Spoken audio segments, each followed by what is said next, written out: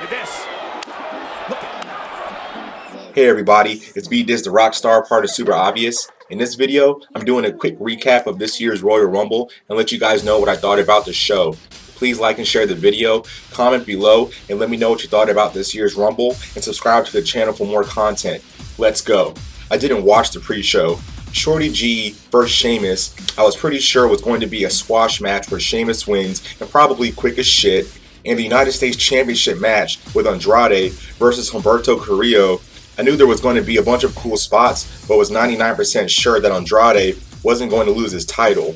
And I'm sure that this was one of the matches that should have been on the main card. So first, we have the Roman Reigns versus Baron Corbin Falls Count Anywhere match. Honestly, I wasn't super stoked to see this match.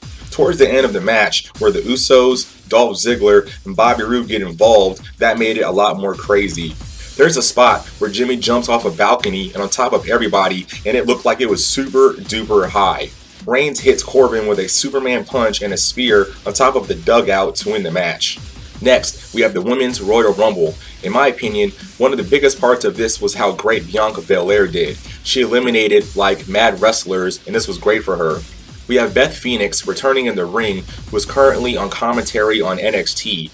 She looks like she hasn't missed a step. Kinda early on, she bangs the back of her head on the ring post, and as time goes on, the whole back of her head is bloody, and she still wrestles for like ever. Naomi returns after being gone for a super long time and gets a huge pop from the fans. She is thrown out the ring and catches herself on the barricade where her feet are literally inches from the ground. She works her way to the announcer's table and uses the top of the table as a bridge to go to the steel steps and get back in the ring, but this doesn't last long because she's eliminated. Baszler enters at number 30 just like I predicted. She goes in the ring and eliminates like 7 wrestlers. The finish is when Flair wraps her legs around Shayna and flips her over the top rope to the outside. I can get why people are upset that Flair won, but on my end, she is my favorite female wrestler, so I was stoked. Next, we have Bayley defending her SmackDown Women's Championship against Lacey Evans. I'm usually all about the heels winning, but I wanted Lacey to win the belt. They had a pretty okay match. Bayley wins with a roll-up and pulling the tights. I thought the finish was kind of flat. My prediction was that Lacey was going to win the belt from Bayley, and that way we can set up Lacey Evans versus Sasha Banks, where Banks would win the belt because Banks is going to be the women's champ. I'm just not sure story-wise how that's going to happen now. Next, we have the Universal Championship match with Daniel Bryan versus The Fiend Bray Wyatt in a strap match. There's no red lights, and the normal touch all 4 corners stipulation isn't happening.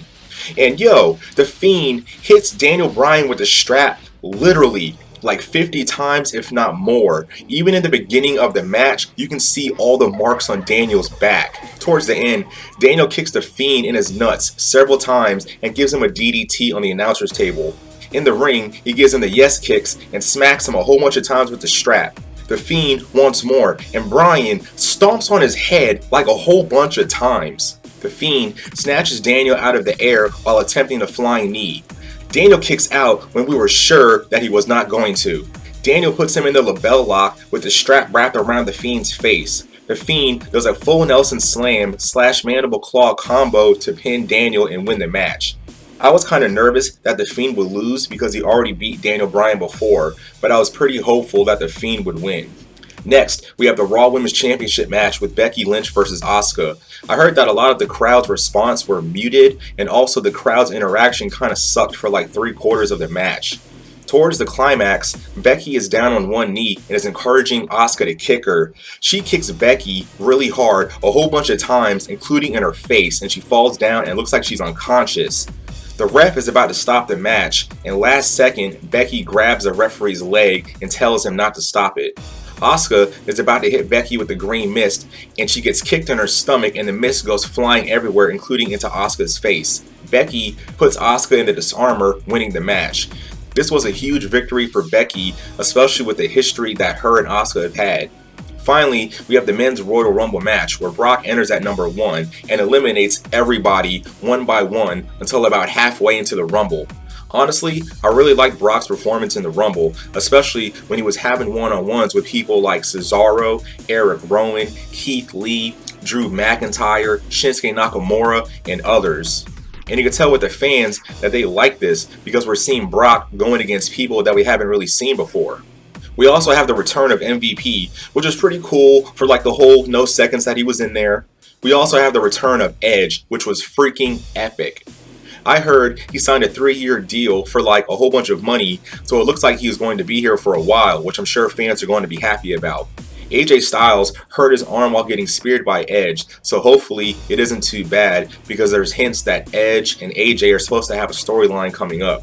Brock gets hit with a low blow by Ricochet, and Drew hits the Claymore kick on Brock, knocking him over the ropes onto the floor, eliminating him. I honestly couldn't believe it. Oh my god, Reigns is about to win again and go to WrestleMania and challenge The Fiend for the Universal Championship and probably win, and life is going to start to suck. But Drew McIntyre wins, the arena explodes, and I couldn't be more happy. This is Drew's moment. He eliminated Roman Reigns and Brock Lesnar, which is huge. I'm sure that all fans would like to see Drew McIntyre against Brock Lesnar for the WWE Championship at WrestleMania, and Drew has been getting a great response from the fans lately. He is a huge guy that's great on the mic and in the ring. The next night on Raw, Drew doesn't waste any time and tells everyone he chooses to fight Brock Lesnar at WrestleMania and he is going to beat him. After his handicap match against the Good Brothers, Brock shows up and hits Drew with the F5. But yeah guys, that's the video. I didn't go over the whole pay-per-view, but went over the parts that I thought were a big deal. Let me know in the comments what you think about this year's Royal Rumble. I think they nailed it. I heard that Roman and Shayna were the ones that were supposed to win, but they changed it to Charlotte and Drew, which I think is way better. Also, I heard Matt Riddle was only in the Rumble for a little bit because it was punishment from having the confrontation with Brock Lesnar backstage. A lot of people, including myself, wanted to see Matt and Brock cross paths to see where it goes, but that didn't happen. But yeah, like and share the video, subscribe to the channel for more content, and I will see you guys in the next one. Totally for sure.